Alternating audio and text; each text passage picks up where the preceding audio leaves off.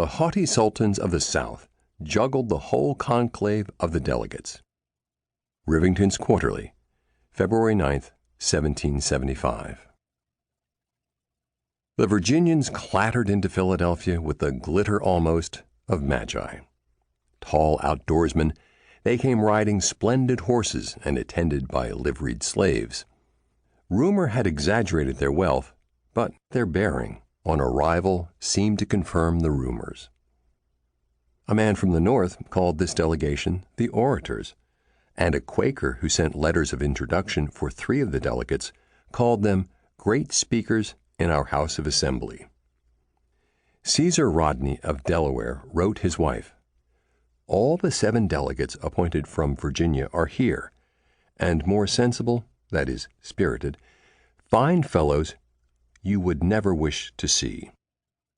Something of their style is suggested by the fact that Richard Henry Lee, who had blown off the fingers of one hand in a hunting accident, wrapped that hand in a black silk handkerchief for gesturing when he rose to speak.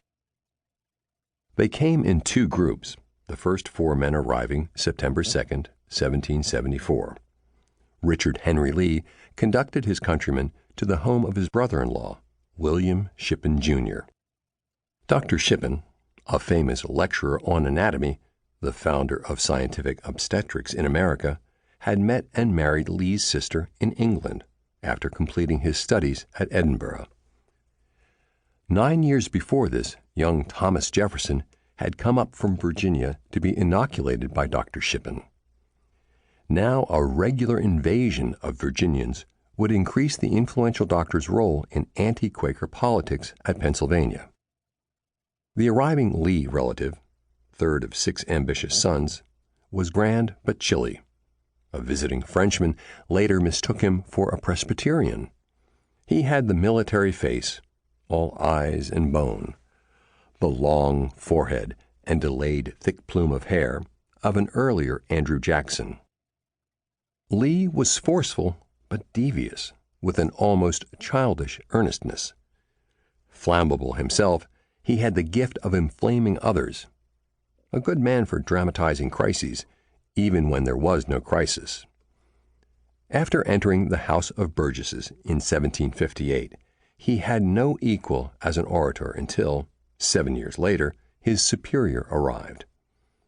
Now men tactfully sorted out forensic skills by calling Lee Virginia's Cicero and Patrick Henry its Demosthenes.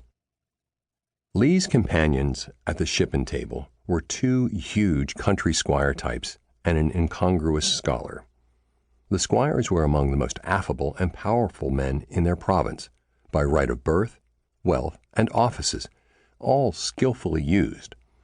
They were brothers-in-law, one a grandson of Robert King Carter, and one the successor to John Robinson in the powerful Speaker's chair of the House of Burgesses. The Carter grandson, Benjamin Harrison, was 6 feet 4 inches tall, obese in a majestic way, uncommonly large. Silas Deane of Connecticut described him. He was the 5th Benjamin Harrison to live in Virginia and hold office there. His son and great-grandson would become presidents of the United States. 2 descendants would follow him in the governor's office of the state of Virginia, an office he held the legal maximum of 3 terms running.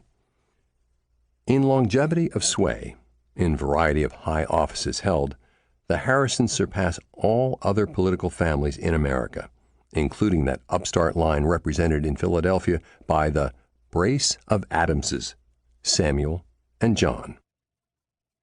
John Adams, in a typically ferocious description, called Harrison a lazy man.